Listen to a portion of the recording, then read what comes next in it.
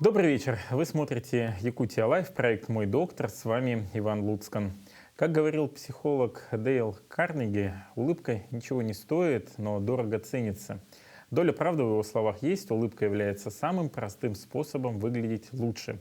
Причем этот рецепт применим для людей любого пола и возраста. Определяющим условием красоты улыбки является здоровье ваших зубов, что в свою очередь требует правильного ухода и заботы.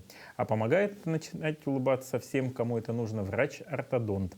И сегодня у нас в гостях врач-ортодонт со стажем более 30 лет Яна Антонова. Добрый вечер, Яна Петровна. Добрый вечер. Вы работаете в Якутском специализированном стоматологическом центре достаточно давно, занимаетесь детьми в первую очередь, но давайте все-таки для наших зрителей поясним, чем же все-таки занимается врач-ортодонт-стоматолог. Ну, врач-ортодонт-стоматолог занимается диагностикой, профилактикой и лечением зубочелюстных аномалий. Ну, то есть, когда пациент приходит к врачу, он даже и не знает, что у него есть какая-то ортодонтическая аномалия, поэтому врач-ортодонт может выяснить, есть ли это у него и нужно ли это лечить. Ну, тогда вопрос от телезрителя. Если у тебя есть проблемы с зубами, например, есть кариес или еще какой-то воспалительный процесс, то поход к ортодонту придется перенести до того момента, когда не будет подобных проблем, или же какие-то вещи можно начинать делать даже при сопутствующей патологии зубов? Ну, конечно, по идее, нужно вылечить кариес, нужно быть санированным обязательно. Поэтому, если вы планируете поход к ортодонту, то нужно пройти вначале консультацию у врача, стоматолога, терапевта, выяснить, есть ли у вас кариес, есть ли у вас осложнение этого кариеса, есть ли у вас воспаление десен. Все это нужно устранить, записаться на лечение, вылечить, а потом уже идти на консультацию к ортодонту.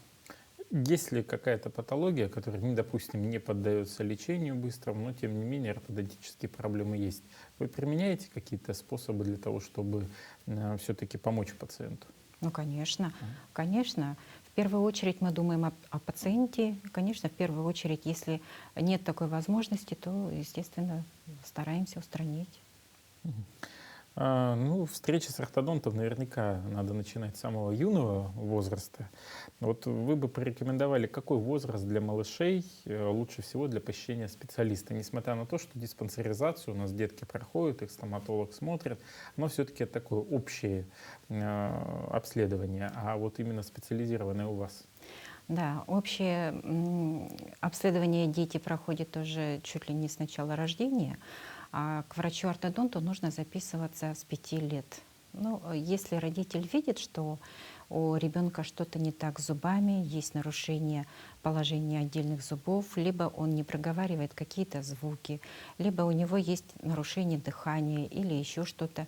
Может быть, если есть у родителей какая-то наследственность, то, конечно, лучше обратиться к врачу-ортодонту. И врач поставит диагноз, нужно ли в этом возрасте уже исправлять. Еще немаловажную роль играет здесь раннее удаление зубов. Если зубы удалены достаточно рано, то, естественно, нужно обратиться к врачу-ортодонту для того, чтобы заменить отсутствующий зуб съемными протезами. Мгм. Ну, допустим, бывает ситуация, я вот сейчас тоже наблюдаю у детей, у которых в раннем возрасте очень распространен кариес. Помню, еще и в диссертации, когда писал, указывал на эти моменты, что кариес — это вот особенно у нас в районах республики очень распространенное заболевание. И у детей он просто съедает аж прямо всю поверхность молочных зубов. Вот как быть в этом случае? Да, действительно, такое довольно-таки часто встречается, особенно в отдаленных улусах. Дети приезжают уже с утерянными зубами.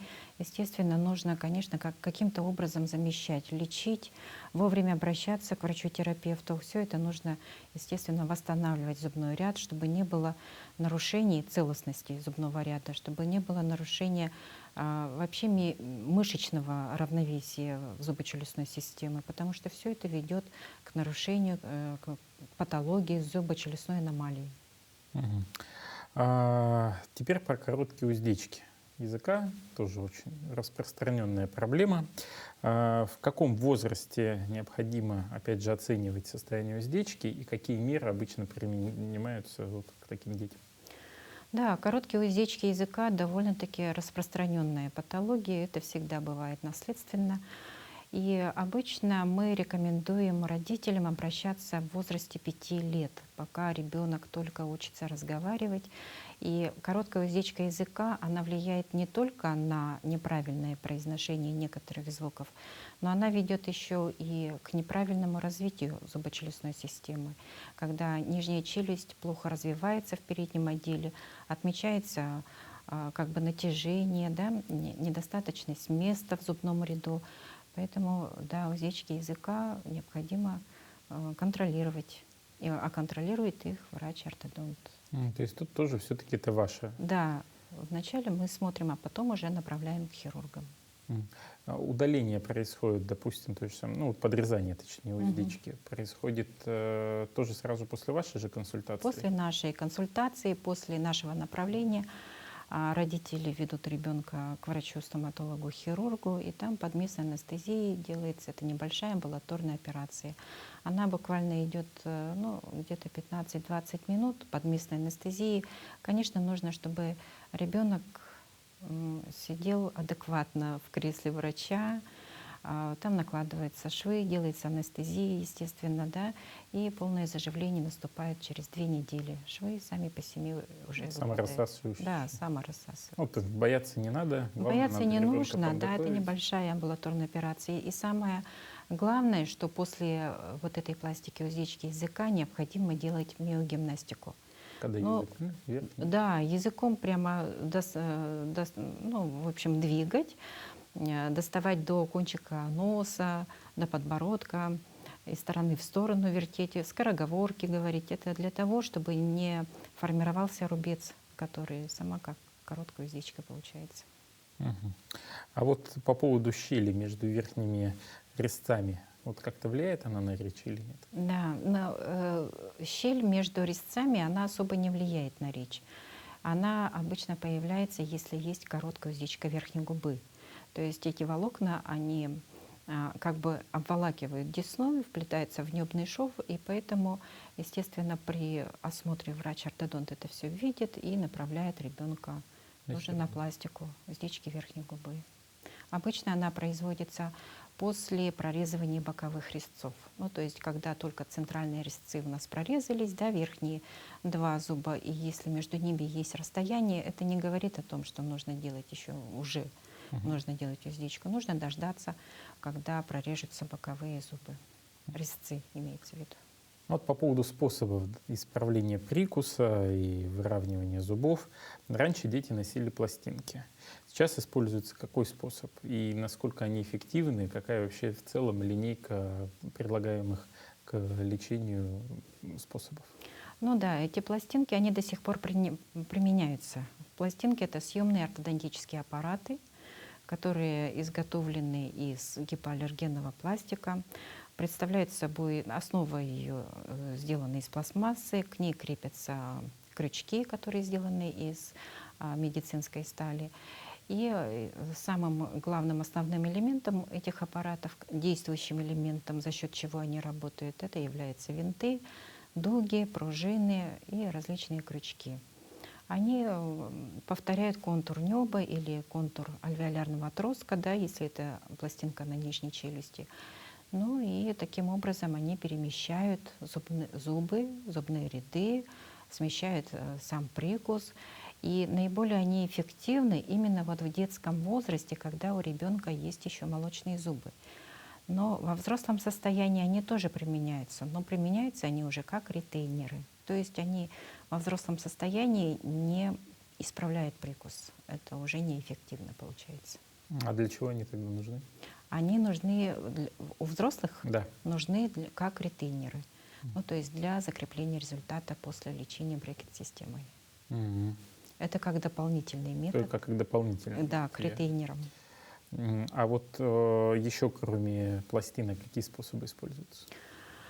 Ну, кроме съемных ортодонтических аппаратов, вот этих пластинок, или в народе их называют еще скобы, применяются корректоры, тренеры, это у детей, да, у взрослых уже, начиная с 13-14 лет, уже можно применять брекет-систему, брекеты. Есть еще и лайнеры.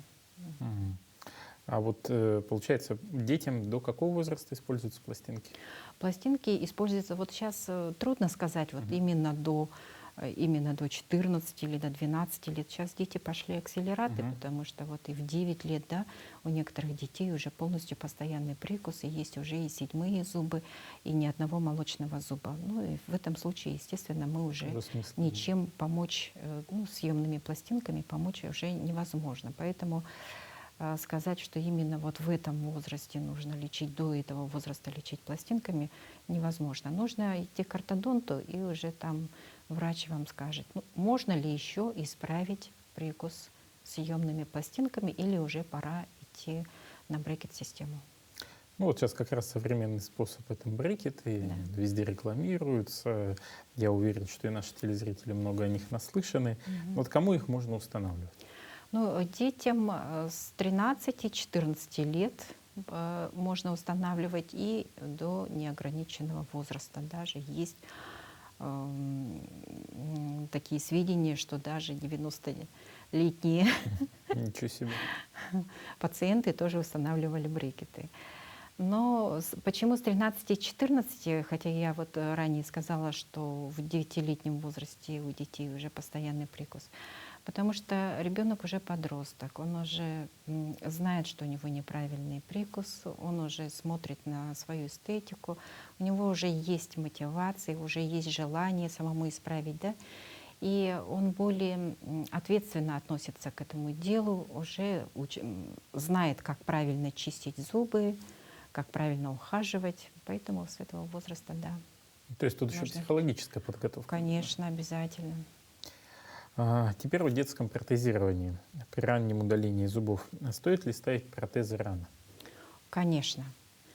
Дети, ну, начиная где-то с возраста 3-4 лет, есть такие дети, которые спокойные, могут спокойно носить съемные пластиночные протезы. Есть такие дети, но не все, естественно, Мгм. да. Хочу оговориться, что вот некоторые родители как-то относятся вот к молочным зубам.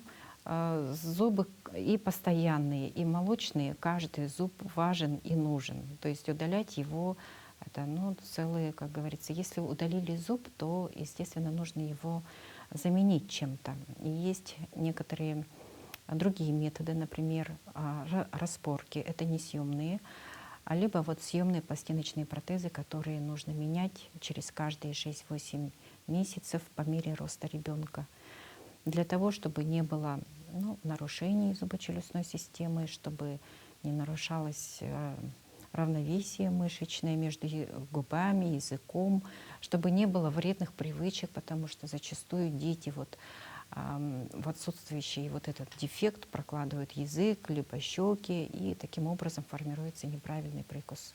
Мгм.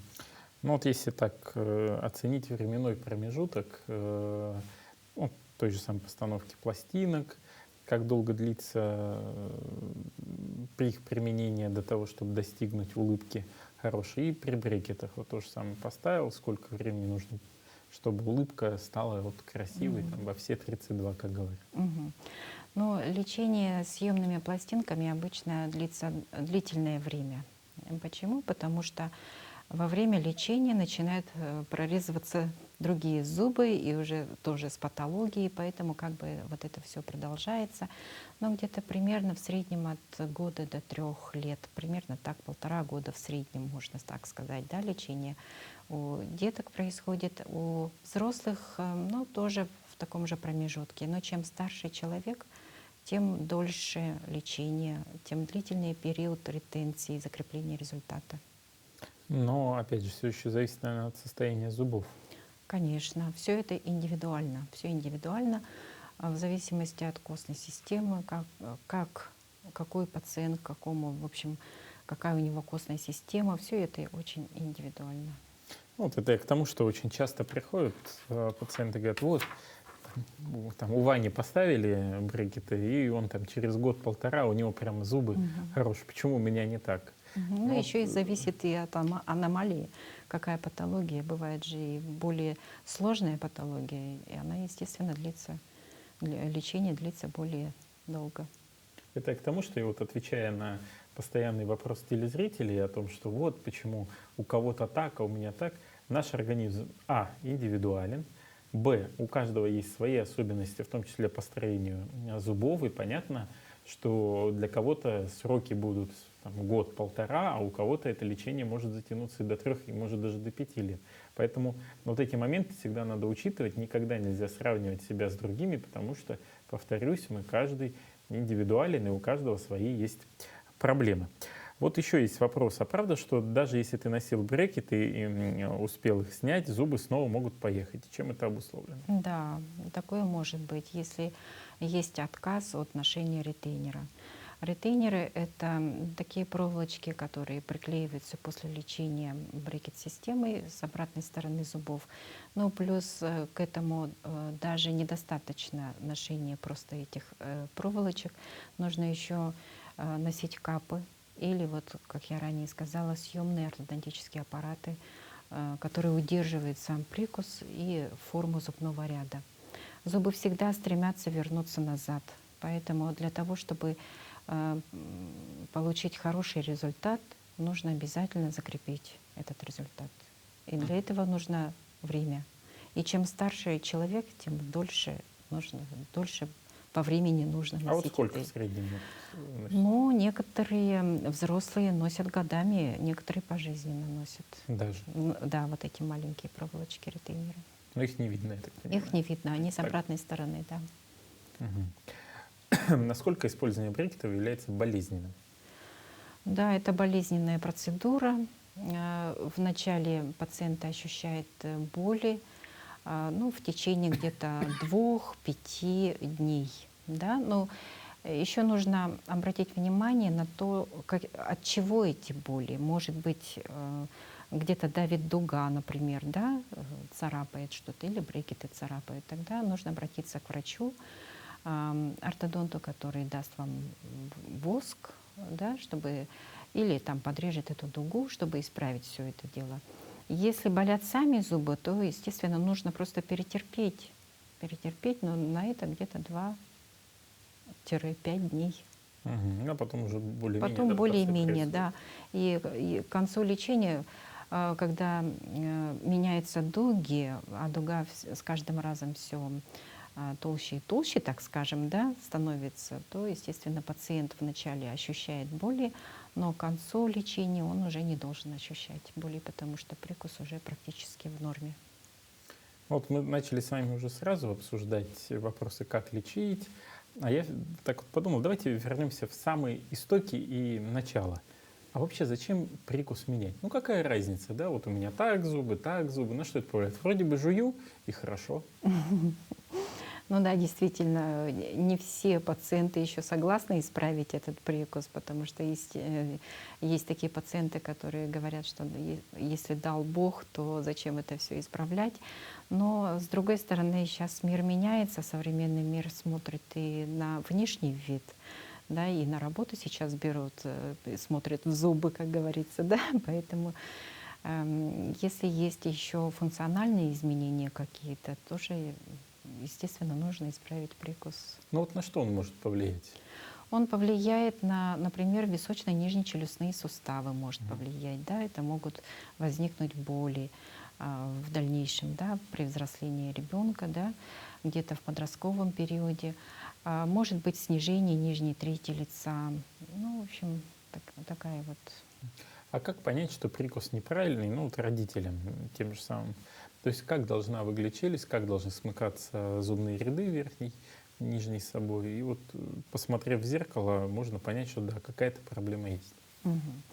Ну, во-первых, средняя линия должна совпадать. Средняя линия лица у нас идет по носу, и по центральным резцам на верхней и на нижней челюсти они должны совпадать. То есть вот так вот смотришь, Да. зубы должны вот. Да, они должны совпадать, не должно быть никакого смещения. Если есть смещение, то, естественно, нужно обращаться к врачу-ортодонту. Это обязательно, потому что такой прикус считается перекрестным. Если особенно есть асимметрия лица, когда нижняя челюсть смещена либо влево, либо вправо, это ведет уже к нарушению височно-нижнечелюстного сустава. А, естественно, это и боли, боли при открывании рта, да, при жевании. Все это, конечно, доставляет неудобства. Мгм. А еще вот если смыкаешь просто челюсть, вот, Да, зубы верхние, как должны да, выходить? верхние резцы должны перекрывать это в постоянном прикусе на 1/3, должны касаться, все зубы должны смыкаться между собой, никаких щелей там между зубами не должно быть. Ну, то есть контакты должны быть множественными и плотными, вот Мгм. так скажем. И это позволит нормально пережевывать Да, пищу. и не будет функциональных каких-то изменений. Вот это вот как раз такое, отвлеклись немножко от брекетов, но надо понимать просто. Иногда Мгм. некоторые не понимают, что такое неправильный прикус. Мгм. Даже если вот зубы друг на дружку не находят вот на 1/3, а вот так вот думают, ну вот нормально же, у меня же зубы до зуб касаются, Мгм. значит у меня все хорошо. Вот считается, что за брекетами нужно очень хорошо ухаживать. Давайте расскажем телезрителям, как правильно это делать.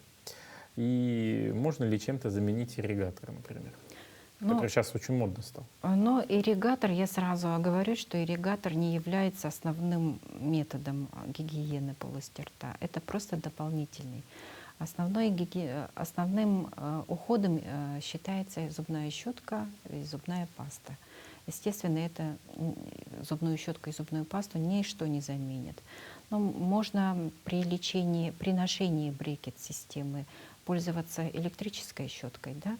Но при этом надавливать, естественно, нельзя сильно, потому что получится поломка, либо вот эти вот щетинки застрянут между брекет-системой, да, между зубами. Поэтому есть еще различные приспособления. Есть наборы для ухода за брекетами. Туда входят и ёршики, и нити специальные есть, и там и кисточки бывают, и зубные щетки V-образные. Поэтому лучше приобрести сразу такой набор. Они продаются, такие наборы, тем, кто носит брекет. Еще есть такая теория, что существует взаимосвязь между прикусом, осанкой, носовым дыханием и так далее. Вот вы верите в эту теорию или она доказана? Она доказана, да, действительно, потому что, например, при ротовом дыхании, если у ребенка есть какие-то заболевания, лор-патология, да, аденоиды, либо там искривление носовой перегородки, то все это ведет к сужению верхней челюсти. То есть верхняя челюсть как бы искривляется, она сужается и удлиняется, а это суженная и удлиненная верхняя челюсть, она ведет к смещению нижней челюсти назад. Поэтому все это взаимосвязано, естественно. Если такая патология есть, если ребенок храпит, например, ночью, да, либо он плохо дышит ночью, естественно, нужно будет отвести ребенка к лор-врачу, показать, что у него там, ну и исправить все это дело. Про что? Про осанку еще, да, вы Осанка. сказали. Да, действительно, осанка взаимосвязана, потому что, ну, человек — это единая система, да, и позвоночник, если у нас искривлен, то он ведет к нарушению центра тяжести, и обычно при искривлении осанки нижняя челюсть тоже смещается назад, это дистальная окклюзия. И даже есть такая теория, что если исправляется осанка, то и прикус, естественно, тоже исправляется. А если исправляется прикус, то и осанка тоже улучшается. Мгм. Вот мы сказали про современные системы, ну, вот брекеты, пластинки у детей. Вот еще и лайнеры. Вот в чем их отличие принципиальное? Можно их ли носить без установки брекетов и полноценно? Могут ли они исправить зубы? Да, элайнеры носятся без установки брекетов. Это отдельная такая система, она съемная, ортодонтическая система, они снимаются. Изготавливаются капы, ну, примерно где-то 50, где-то 60 штук. И каждый раз, в общем, эту съемную систему нужно носить, они не видны, эти лайнеры, и они дороже брекетов, так я скажу вам. То есть как вот происходит процесс именно, как они надеваются? В общем, эти капы, они изготавливаются индивидуально. Мгм. И исправляют они небольшое, в общем, искривление зубов с нарушением прикуса или с какими-то сложными патологиями. Элайнерами вылечить, скорее всего, будет очень сложно. Поэтому, если есть какое-то небольшое искривление, то это можно исправить лайнерами. То есть они надеваются сразу на... Они одеваются, да, Зубы. на зубы, они практически не видны. Их меняют Мгм. через определенные промежутки времени. И каждый раз, ну, в принципе, они даже незаметны на зубах и незаметны, в принципе, безболезненны, можно так сказать. А, Но здесь также есть временные, возрастные ограничения, я так понимаю, для лайнеров. Тоже детям. Ну да, детям пока нет. Если есть постоянный прикус, то и лайнеры можно ставить, да. Мгм. А ретейнеры, вот о которых мы начали говорить, чем они отличаются вот от всех вышеперечисленных систем? Ретейнеры устанавливаются после лечения брекет-системой. Ну, то есть для того, чтобы закрепить этот результат, чтобы зубы не поехали обратно, да, не искривились, нужно их носить по несколько лет даже, да. Есть, как я ранее сказала, несъемные и съемные, и обычно их сочетают. И не стоит отказываться от съемных ретейнеров, потому что они оказывают довольно-таки хорошее влияние. Ну, вот есть еще вопрос от зрителя. Ребенку 14 лет, и он в последнее время ощущает хруст и болезненность в области суставов при широком открывании рта. Что посоветуете? Ваша патология или все-таки не ваша? Но обычно обращаются, да, к врачу-ортодонту, потому что обычно в период 14, 15, 13 лет, в подростковом периоде происходит бурный рост ребенка. Из-за этого, естественно, возникает, ну не естественно, возникает дисфункция височно-нижнечелюстного сустава. И врач-ортодонт может в этот период определить, есть ли патология у этого ребенка. Потому что обычно нарушения прикуса ведут к такой патологии, да, к дисфункции височно-нижнечелюстного сустава. Если нет патологии, если все там хорошо в плане прикуса, то необходимо обратиться к неврологу либо к ортопеду, потому что осанка тоже влияет на дисфункцию височно-нижнечелюстного сустава. И я бы посоветовала таким вот пациентам, родителю вот этого пациента, чтобы они приобрели суставную капу, шина называется, да, для того, чтобы разблокировать вот этот мышечный спазм, гипертонус мышц. И он применяется именно ночью, то есть ночное ношение. Если есть боли в височно-нижнечелюстных суставах, то это нужно уже делать физиолечение, обращаться к хирургу, стоматологу, да, ну и к неврологу, естественно, и к ортопеду. Мгм. Можно ли исправить прикус бесплатно и могут ли взрослые рассчитывать на бесплатное лечение? У нас программа ОМС меняется время от времени. Некоторые вещи попадают в бесплатное оказание медицинской помощи, некоторые исключаются. Вот на сегодняшний день, 2023 год, какие есть правила и требования? Но в ОМС не входит лечение брекет-системой, потому что это не жизненное важное такое вот лечение, да, это просто эстетика, это красота. Поэтому я думаю, что вы не найдете бесплатного лечения брекет-системой нигде. Мгм. А вот по детям? У детей еще можно пластинками исправить, да, съемными ортодонтическими аппаратами. Некоторые пластинки входят в систему ОМС, а те, которые не входят, за это, естественно, платят родители. Средняя вот стоимость лечения сколько? Вот, Брекет-системой. да, брекет-система и вот пластинками у детей. Но брекет-системой лечение начинается от 80 тысяч и выше. Где-то в среднем, если сложная патология, выходит 110-130 тысяч. Если пластинки, то примерно 6-8 тысяч стоит одна пластиночка.